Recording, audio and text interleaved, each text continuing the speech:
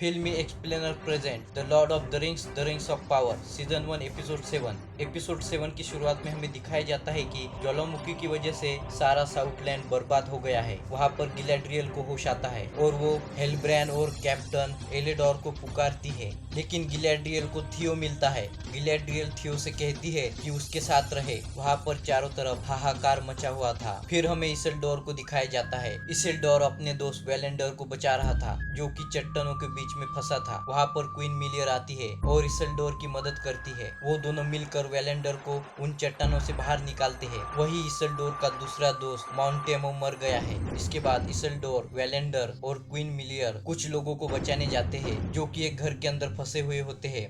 लेकिन उस घर की छत जलने की वजह से वो छत नीचे गिर जाती है और वहाँ पर क्वीन मिलियर बच जाती है, लेकिन इसिल्डोर अंदर ही रह जाता है। इसके बाद हमें हारपोर्ट लोगों को दिखाया जाता है, जो कि अपनी मंजिल की तरफ बढ़ रहे होते हैं। वहाँ पर उन लोगों को एक ऐसी जगह दिखती है जो कि पहले काफी हरी भरी हुआ करती थी, लेकिन अभी वो जगह राख हो गई है। सड़क उन लोगों को बताता है दक्षिणी पर्वत के बारे में, जो कि आग उगलता है, और वो ये भी बताता है कि जब किसी शैतानी शक्ति का जन्म होता है तभी वो पहाड़ आग उगलता है। ये सुनने के बाद नोरी और पॉपी उस स्ट्रेंजर को देखते हैं। वो स्ट्रेंजर एक पेड़ को देखते हुए उसकी भाषा में कुछ बोल रहा होता है। मालवा कहती है कि वो क्या बात कर रहा है। सेडॉक कहता है कि वो शायद पेड़ से बात कर रहा है, पर तभी वो स्ट्रेंजर जोर जोर से चिल्लाने लगता है। उन हारपॉन्स लोगों में से एक छोटी लड़की को लगता है कि वो स्ट्रेंजर उस पेड़ को ठीक कर रहा है, लेकिन अचानक उस पेड़ की एक डाल नीचे गिर जाती है और नोरी और वो लड़की उस हादसे में बच जाते हैं। हारपोर्ट लोग उस स्ट्रेंजर को ऐसे देखते हैं कि सही में वो स्ट्रेंजर उन लोगों की कुछ मदद कर सकता है। इसके बाद हमें एलरॉन को दिखाया जाता है,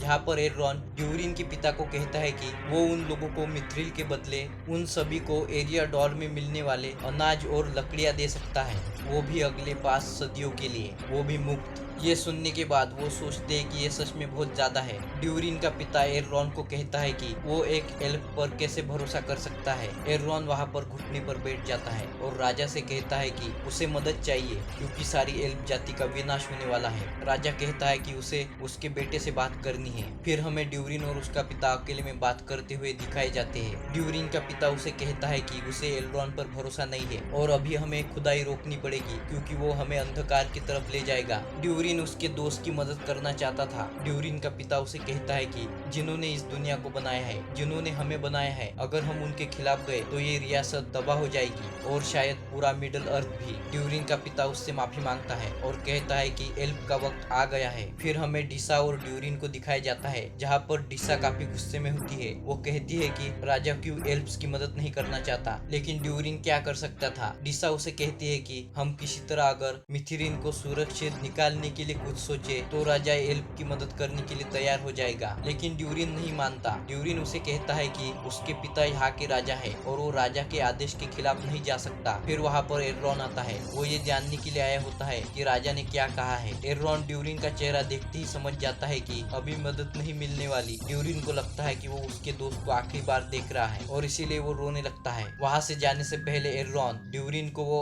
मिथ्रिन का आखिरी टुकड़ा दे देता है। एलरॉन के जाने के बाद गुस्से में ड्यूरिन वो मिथ्रेन का टुकड़ा फेंक देता है। वो मिथ्रेन का पत्थर जहाँ पर जाता है वहाँ पर उन एल्फ लोगों के पेड़ का पत्ता था और मिथ्रेन की वजह से वो पत्ता वापस से ठीक होने लगता है, जिसे देखकर ड्यूरिन और डिसा हैरान हो जाते हैं। फिर हमें गैलेड्रियर और थियो को दिखाया जाता है। वो दोनों वहाँ पर छिपकर ऑर्फ्स को देख रहे होते हैं। थियो कहता है कि ऑर्फ्स ऐसा क्यों कर रहे हैं। गैलेड्रियर उसे कहती है कि वो लोग उनकी दुनिया यहाँ बसाना चाहते हैं, लेकिन थियो उन सभी लोगों को मार डालना चाहता है। गैलेड्रियर उसे रोकती है और उसे शांत होने को कहती है। फिर हमें कैप्टन एल्डोर को दिखाया जाता है, जो कि एक सिपाही को देखते हुए ये सोचता है कि वो उसका बेटा इसिल्डोर है, लेकिन वो इसिल्डोर नहीं था। क्वीन की आने की खबर सुनने के बाद एल्डोर क्वीन से मिलने जाता है और क्वीन और वेल्डोर के चेहरे देखने के बाद एल्डोर समझ जाता है कि उसका बेटा इसिल्डोर अभी इस दुनिया में नहीं रहा। वो उन लोगों से पूछता है कि उसका बेटा कहाँ है। इसके बाद हमें थियो को दिखाया जाता है, जहाँ पर थियो सोचता है कि अब सभी लोग मर गए हैं। वो दोनों पैदल जा रहे होते हैं। वो दोनों वहाँ से जहाँ पर बचे हुए ह्यूमंस ने छावनी लगाई है वहाँ पर वो लोग जा रहे होते हैं। शायद उन लोगों को वहाँ पर ब्रॉनवेन मिल जाए, ऐसा थियो सोचता है। वो दोनों चलते चलते एक दूसरे से बात करते हैं। थियो गैलेड्रियल को पूछता है कि आपने अब तक कितने ऑप्स को मारा है। गैलेड्रियल उसे कहती है कि मैंने बहुत सारे ऑप्स को मारा है, लेकिन उन्हें मारने से हमारे अंदर बुराइयां बस जाती है। ये कोई स्वाभिमान की बात नहीं है और हर सोल्जर को खुद पर काबू रखना चाहिए। गैलेड्रियल उसकी तलवार थियो को दे देती है। फिर हम लोगों को क्वीन मिरियल, एल्डोर और वेल्डोर दिखाए जाते हैं जो कि छावनी की तरफ बढ़ रहे होते हैं, जो कि एक दिन का रास्ता था।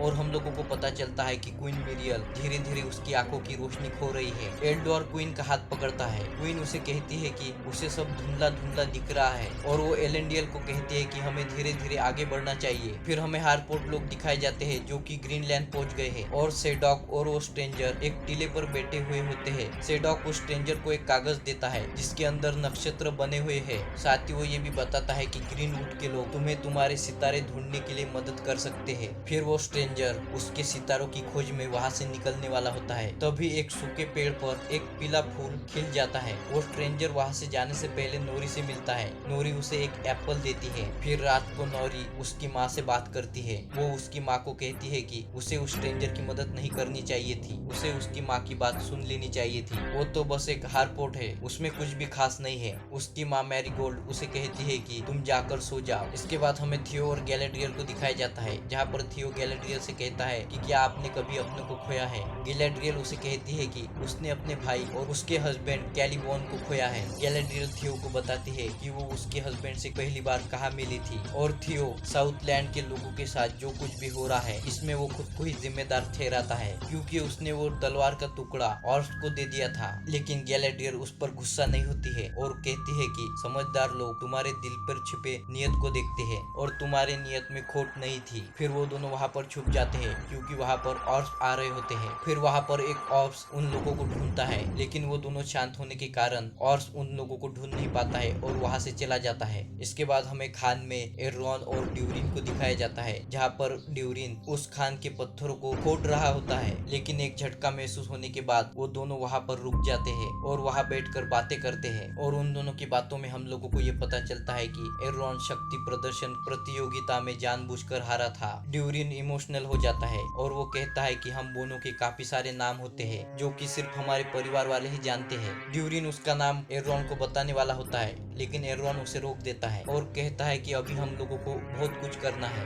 ड्यूरिन को डर होता है कि वो उसके दोस्त को खो ना दे। फिर वो दोनों वापस से पत्थर तोड़ना शुरू करते हैं। पत्थर तोड़ने के थोड़ी देर बाद उन लोगों को वहाँ पर अंदर जाने के लिए एक रास्ता मिलता है, जहाँ पर बहुत सारा मिथरेल होता है। पर ड्यूरिन का पिता उन लोगों को वहाँ पर देख लेता है। ड्यूरिन उसके पिता को कहता है कि यहाँ पर बहुत सारा मिथरेल है, लेकिन उसका पिता उन लोगों पर गुस्सा होता है और वो एर्रॉन को उनके राज्य से निकाल देता है। और एर्रॉन के पास अभी भी एक मिथरेल का टुकड़ा होता है। फिर हमें ड्यूरिन और उसका पिता दिखाया जाता है, जहाँ पर ड्यूरिन का पिता उससे कहता है कि जब तुम पैदा हुए थे तब तुम काफी कमजोर थे, सब लोग उस पर तरस खाते थे, लेकिन राजा को दिखा उसके बेटे के दाढ़ी पर एक सफेद बाल का झलक, तो उसे लगा कि उसका बेटा जिएगा। ये सुनने के बाद ड्यूरिन को काफी गुस्सा आता है, क्योंकि वो जो भी करने वाला होता है उसका पिता उसे रोक लेता है और वो उसके पिता को कहता है कि उसे उसके दोस्त को मार के कुछ नहीं मिलने वाला। साथ ही वो ये भी कहता है कि एर्रॉन उसके लिए सगे भाई जैसा है। उसका पिता इस बात से काफी गुस्सा हो जाता है। ड्यूरिन उसके पिता को कहता है कि धोखा तो आप दे रहे हैं आपकी प्रजा को। राजा गुस्से में उसके बेटे का आर्मर निकाल लेता है और उसे कहता है कि तुम अभी इसके काबिल नहीं रहे। इसकी अगली सुबह हम लोगों को नोरी को दिखाया जाता है, जहाँ पर वो उठती है और वो उसकी दोस्त पॉपी को एक एप्पल खाते हुए देखती है। नोरी पॉपी को कहती है कि इसे खाना बंद करो क्योंकि हम लोगों को इसे बचाना है, लेकिन पॉपी उसे कहती है कि तुम बाहर आकर तो देखो। जैसे ही नोरी बाहर आकर देखती है तो वो देखती है कि उन लोगों के पास अभी खाना ही खाना है। नोरी उसे कहती है कि ये किसने किया। पॉपी उसे कहती है कि तुम्हें पता नहीं ये किसने किया, ये उसी स्ट्रेंजर ने किया हुआ होता है। हार्टपोर्ट लोग काफी खुश होते हैं क्योंकि इतने खाने के साथ वो लोग दावत कर सकते हैं। वो सभी लोग मिलकर आगे के लिए खाना कलेक्ट करते हैं। पॉपी पानी भर रही होती है, तभी उसे एक बड़े से पैर का निशान दिखता है, जिस निशान को देखने के बाद वो डर जाती है और वहाँ से भाग जाती है। लेकिन वो उस बाल्टी को उसी पानी में छोड़ देती है और वो बाल्टी बहते हुए ड्वेलर्स को मिल जाती है, जो कि उस स्ट्रेंजर को ढूंढ रहे हैं। ड्वेलर्स उसी पेड़ के पास आते हैं जहाँ पर वो स्ट्रेंजर बैठा हुआ था। फिर वो लोग उसी उगे हुए पीले फूल को हाथ में लेते हैं और वो लोग सोचते हैं कि इस बंजर जमीन पर हरियाली फैलाने का काम जरूर उस स्ट्रेंजर का है। तभी वहाँ पर उन लोगों के सामने नोरी आ जाती है और उन लोगों को